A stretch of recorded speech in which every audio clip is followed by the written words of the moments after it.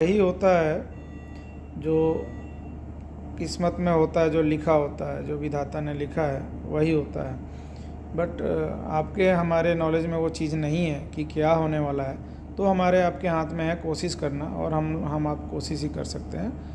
हमें अपनी कोशिश करनी चाहिए, लेकिन जो होगा, जो लिखा है वही होगा। ये इसका जिक्र कई बार महाभारत में हुआ है। मैं महाभारत पढ़ रहा था, महाभारत का एक स्टोरी पढ़ा, उसमें अभिमन्यु के बारे में दिया है कि अभिमन्यु का 16 साल के उम्र में मृत्यु क्यों हो गया। कृष्ण अर्जुन बहुत दुखी थे, कृष्ण भगवान से बोल रहे थे कि इसने किसका क्या बिगाड़ा था, इसका इतना कम उम्र में क्यों, इसका विधाता ने इसका जीवन ये कर लिया। एक्चुअली अभिमन्यु का जो जन्म था 16 साल का, वो उसके पिछले जन्म के कारण अल्पायु हुआ था, कम उम्र का हुआ था। पिछले जन्म में वो काल यवन नाम का एक योद्धा था। एक्चुअली उसके पिता जो थे शेषिरायन ऋषि थे। तो शेषिरायन ऋषि ने तपस्या करके भगवान शिव से आशीर्वाद लिया था कि मुझे ऐसा पुत्र दीजिए जो कभी किसी योद्धा से पराजित ना हो। तो भगवान शिव ने दिया। तो काल यवन जब ये जरासंध मथुरा पे अटैक करता था, उस टाइम में काल यवन भी था। तो काल यवन को बहका के समझा के जरासंध उस मथुरा पे हमला करवा दिया। अब वो तो हारने से रहा, वो हारने वाला नहीं था, उसको भगवान शिव का आशीर्वाद था। तो कृष्ण भगवान ने ऐसा तरकीब सोचा कि इसको कुछ तो उपाय करना पड़ेगा, नहीं तो ये तो हारेगा नहीं। तो एक गुफा में एक राजा थे, मुचुकंद या कुछ नाम था, मुचकुंद राजा। तो उनके गुफा में कृष्ण भगवान लड़ते लड़ते उसको उस गुफा के थ्रू ले गए। तो गुफा में गए और वो समझा कि शायद कृष्ण भगवान ही सो रहे हैं, तो राजा मुचकुंद को जगा दिया। उनको आशीर्वाद था कि उनको जो भी बलपूर्वक जगाएगा, डिस्टर्ब करेगा, वो जिसके तरफ भी देखेंगे वो जल जाएगा।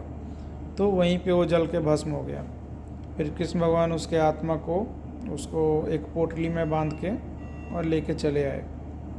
बाद में जब उनके सुभद्रा की शादी हुई उनके बहन की, और जब वो मायके में रहने लगी, अर्जुन ये लोग चले गए बाद में जंगल में, तो उस टाइम में वो उस पोटली को खोल दी कौतूहलवश जानने के लिए कि इसमें क्या है।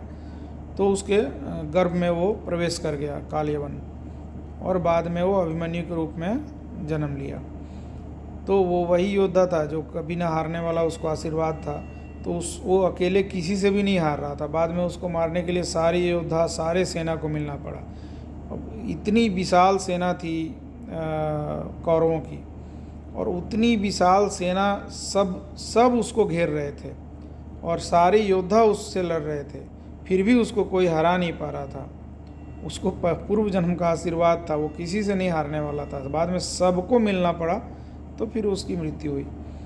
और उसके बारे में, अभिमन्यु के बारे में एक और कथा प्रचलित है कि चंद्रदेव, जब ये लोग भगवान गए थे, विष्णु भगवान से, सारे देवता गए थे विष्णु भगवान से आशीर्वाद मांगने की, धरती पे सब मनमानी कर रहे हैं, कोई धर्म का स्थापना नहीं हो रहा है, कोई सिस्टम से नहीं चल रहा है, कोई जो प्रॉपर चीज़ें हैं वो नहीं हो रही हैं, कोई फॉलो नहीं कर रहा है, और जो मजबूत हैं वो अपने हिसाब से लोगों को दबा रहे हैं, परेशान कर रहे हैं। तो आप श्री कृष्ण बन के आप अवतरित होइए। तो उस टाइम में सब भगवान लोग अपने तरफ से सहयोग दिए कि भाई श्री कृष्ण भगवान धरती पे जा रहे हैं, तो हम लोग सब लोग सहयोग करें और युद्ध को मतलब जो आगे होने वाला फ्यूचर में युद्ध है उसमें सहयोग दें।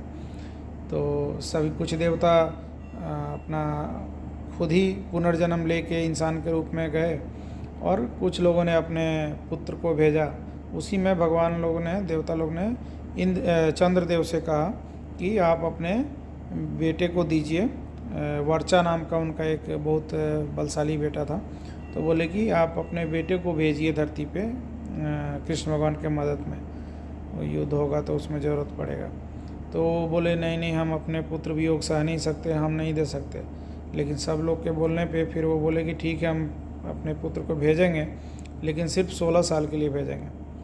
तो जब वो 16 साल के लिए एग्री हुए सब लोग कि ठीक है 16 साल के लिए ही दीजिए, तो वो भेजे और वही अभिमन्यु बन के जन्म लिया, जो 16 साल की उम्र में मारा गया। तो वही जो होना होता है वही होता है। पहले देखने में आदमी को लगता है कि ये चीज़ गलत हो गया, अरे ऐसा क्यों हो गया, ये वैसा क्यों हो गया। उसका जन्म उसके कर्मों में ये लिखा है कि उसको कितना दिन रहना है, वो उतना ही दिन में चला जाएगा। उसका ऑलरेडी कहीं और किसी और आत्मा में किसी और शरीर में वो जन्म लेगा। सब कुछ पहले से तय है। तो आप इसको देख के दुखी ना हो कि ये आदमी इतना जल्दी क्यों मर गया, इसके साथ ये क्यों हो गया। उसका कहीं और डेस्टिनी है, वो किसी और शरीर में कहीं और जन्म लेने वाला है, कहीं और किसी ने उसको मांग रखा है, कुछ और काम उसके लिए सोचा गया है। सब कुछ पहले से तय है। कोई नहीं चाहता अपने किसी को खोना, लेकिन एक समय पे खोना पड़ता है, क्योंकि पहले से सब कुछ तय है। जो आया है उसे जाना ही है। मृत्यु तय है, जन्म तय है, बीच में आपको आज़ादी दी गई है अपने कर्म करने की। वो भी आपको फील हो रहा है कि आप आज़ाद हैं, क्योंकि आपको पता नहीं है कि एक्चुअली में क्या होने वाला है, लेकिन वो भी पहले से तय है कि क्या होने वाला है। क्योंकि भगवान जब आए थे उनके लिए भी कहानी लिखी गई थी, और वो भी तय था कि वो क्या करने वाले हैं, कैसे करने वाले हैं। तो सब कुछ तय है।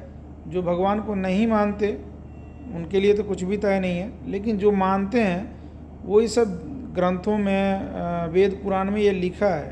पुनर्जन्म का बात खुद कृष्ण भगवान भी अपने मुंह से बोले हैं अर्जुन को गीता ज्ञान में, कि तुम इनका देख के चिंता मत करो। ये जो सामने खड़े हैं, रिश्तेदार हैं, जो भी हैं, ये अभी के लिए रिश्तेदार हैं। पिछले जन्म में क्या थे तुम नहीं जानते, पिछले जन्म में तुम क्या थे तुम्हें नहीं पता, मैं क्या था तुम्हें नहीं पता। हम लोग कई जन्म से साथ आ रहे हैं। पिछले जन्म में भी मैं आया था, तुम आए थे और हम लोग थे, अभी तुम्हें याद नहीं है। ऐसे ही चीज़ें चली जाती हैं। जो आया है वो जाएगा, वो रुकेगा नहीं। अपना कर्म करो, अपने धर्म का पालन करो। तुम अभी क्षत्रिय के रूप में हो तो क्षत्रिय धर्म का पालन करो, सही समाज का, सही न्याय व्यवस्था का स्थापना करो। ये जो बुरे लोग हैं, जो बुरे सोच वाले लोग हैं, इनको ख़त्म करो, इनको हटाओ, तभी सही समाज बनेगा। तो वही बात है कि देख के सबको यही लगेगा कि ये चीज़ गलत हो रहा है, क्यों हो रहा है, लेकिन जो हो रहा है वो अच्छे के लिए ही होता है। इसीलिए गीता ज्ञान में लिखा है, गीता सार में, कि जो हो रहा है वो अच्छा हो रहा है, जो होगा वो भी अच्छा होगा। तुम क्या लाए थे जो तुमने खो दिया, जो लिया यहीं से लिया, जो दिया यहीं से दिया, तो यहीं पे दिया। तो वही है, आपका कुछ था ही नहीं। आप तो जब जन्म लिए थे तो आपके पास कुछ भी नहीं था, कपड़े तक नहीं थे। सब कुछ आपको यहाँ मिला है और सब कुछ आपको यहीं देके चले जाना है। आपका कुछ भी नहीं है। जो मिला है वो क्षणिक है, वो एक समय के लिए मिला है। उस समय के बाद वो आपका नहीं है। आपका शरीर तक आपका नहीं रहेगा उस समय के बाद। सब कुछ छोड़ के आपको जाना पड़ेगा। जो है यहाँ का है, यहीं देके चले जाना है। इसलिए बुरा लगे या अच्छा लगे, जो होता है अच्छे के लिए ही होता है। जो भी होता है अच्छे के लिए होता है। थोड़ा देर के लिए बुरा ज़रूर लगेगा, लेकिन उसका कुछ और प्लान होता है, जो आगे कुछ और होना होता है। कुछ ना कुछ उसका अलग ये होता है कि भाई आगे जाके वो क्या होगा नहीं होगा, उसका फ्यूचर से कनेक्शन होता है या पास्ट से कनेक्शन होता है, जो आपको हमको नहीं पता होता है। इसलिए हम लोग को उस वक्त लगता है कि अरे यात्रा पे जा रहे थे, वो आदमी अभी क्यों मर गया।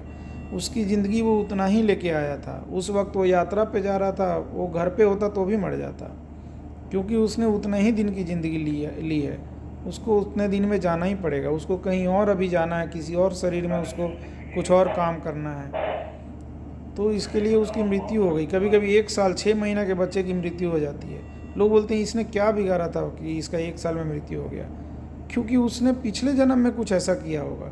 जैसे भीष्म पितामह के 7-8 भाई जो मरे, जो वसु थे वो पिछले जन्म के, वो लोगों ने एक गाय चुराया था, ऋषि के घर में बांध दिया था, ऋषि को उस पर इल्ज़ाम लगा था। जो भी वो पाप किए थे, उस पाप की सज़ा थी कि उनको अल्पायु होकर मरना है। और इसीलिए खुद गंगा जी जन्म लेके धरती पे और उनको पानी में डुबा डुबा के मार के उनको अपने श्राप से मुक्ति दिलवा रही थी। तो जो तय है वो होगा। देखने वाले को पता नहीं है, इसलिए उसको बुरा लग रहा है या दुखी हो रहा है, लेकिन वो पहले से तय है कि उसकी ज़िंदगी कितनी है, उसके काम क्या है, पहले से तय है।